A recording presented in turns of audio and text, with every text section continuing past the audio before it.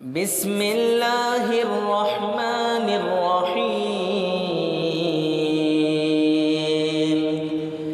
الحمد لله الذي أنزل على عبده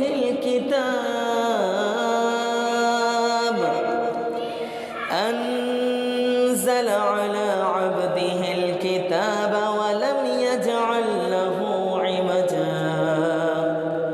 قيما لينذر بأسا شديدا من لدنه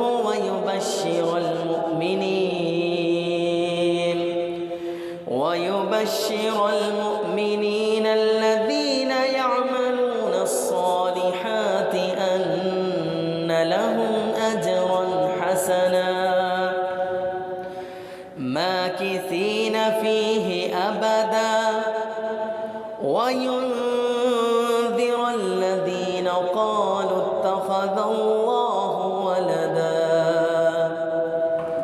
ما لهم به من علم ولا لآبائهم كبرت كلمة تخرج من أفواههم إن يقولون إلا كذبا فلعلك باخع نفسك على